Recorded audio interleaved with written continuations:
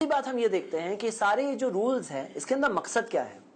دیکھیے اسلام ظلم کے خلاف ہے, ناانصافی کے خلاف ہے.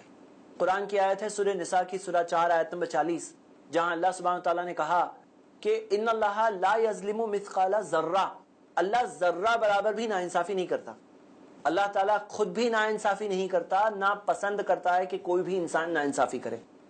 اور یہ اللہ تعالیٰ کے تعلق سے بنیادی بات. صحیح مسلم کی حدیث ہے جہاں آتا ہے کہ ایک شخص قیامت کے دن پہاڑ کی جیسی نیکیاں لے کر آئے گا, لیکن اس نے کسی کو گالی دی ہوگی, کسی کو برا کہا ہوگا, کسی کا مال لیا ہوگا, کسی کے ساتھ چیٹنگ کی ہوگی. اب قیامت کے دن وہ آئے گا, پہاڑ جیسی نیکیاں کر کے آیا ہے, لیکن بہت سارے لوگوں کے حقوق لے کر آیا ہے. قیامت کا دن انصاف کا دن ہے. انصاف کے دن میں سب لوگ آئیں گے اور اپنا حق مانگیں گے, اور جب وہ اپنا حق مانگیں گے, جب وہ چاہیں گے کہ انہیں اپنا حق ملے, تو ہم یہ دیکھتے ہیں کہ اس وقت پر کوئی آ رہا ہے کہ اس نے میرے فلاں پیسے لیے تھے, اب لوٹاؤ. پیسے تو ہے نہیں, پیسے تو نہیں ہے, کہاں سے لوٹائے گا؟ اب وہ وقت کی کرنسی جو ہے جس کی سب کو ضرورت ہوگی وہ ہوگا ثواب اور نیکیاں. اب اس کا پیمنٹ نیکیوں میں سے کیا جائے گا. فائنلی کرتے کرتے کرتے حال اس طرح سے ہو جائے گا کہ اس کی ساری نیکیاں ختم ہو جائے گی. پھر بھی لوگ آ رہے ہیں, اب ان کے کیے ہوئے گناہ لے کر اس کے اوپر لاد دیے جائیں گے, اور آخر میں شخص جہنم جانے والا ہے. مطلب کہ ظلم کا ریکمپنسیشن ہونے والا ہے, ظلم کا بدلہ ملنے والا ہے. ایک انسان جس نے غلط کیا وہ غلط کی بھرپائی کرے گا. تو اسلام نے یہی بات سکھائی ہے.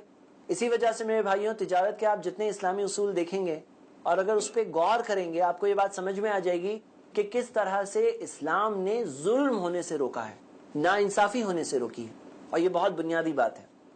اور ایک چیز ہے جو ایک حکمت ہے, وزڈم ہے, جو اسلام کے جو تجارت کے اسلامی اصول ہے اس کے اندر ایک وزڈم یہ ہے کہ کئی بار ایسا ہوتا ہے کہ مال کے معاملے کو لے کر لوگوں کی رشتہ داریاں خراب ہو جاتی ہیں, لوگوں کی ڈیلنگز میں ان کے ساتھ ایک دوسرے کے ساتھ معاملات خراب ہو جاتے ہیں, ایک دوسرے کے ساتھ رشتے خراب ہو جاتے ہیں پیسے کی وجہ سے. اب یہ پیسے کے اندر جب ظلم ہوگا, ایک شخص دوسرے پر ظلم کرے گا, تو ظاہر سی بات ہے اس کے اندر بھائی چارگی خراب ہوگی.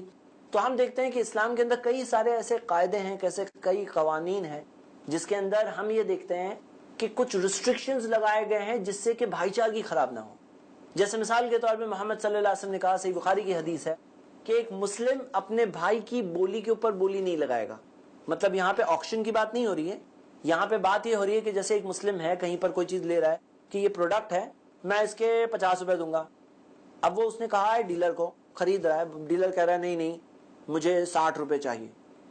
تو کہہ رہا نہیں ٹھیک ہے 52 لے لو. وہ کہہ رہا ہے نہیں چلو 58 کر دیا تمہارے لیے. ایک دوسرا مسلم آتا ہے کہتا ہے ایسا کرو مجھے دے دو 58 میں. تو اللہ کے رسول صلی اللہ علیہ وسلم نے کہا تمہارے بھائی کی تجارت کے اوپر تم نہیں کرو گے.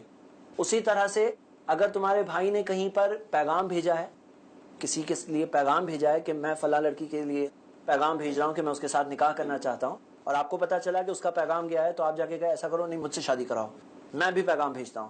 تو نبی صلی اللہ علیہ وسلم نے کہا اپنے بھائی کے پیغام کے اوپر اپنا پیغام مت بھیجو, اپنے بھائی کی بولی کے اوپر اپنی بولی مت لگاؤ.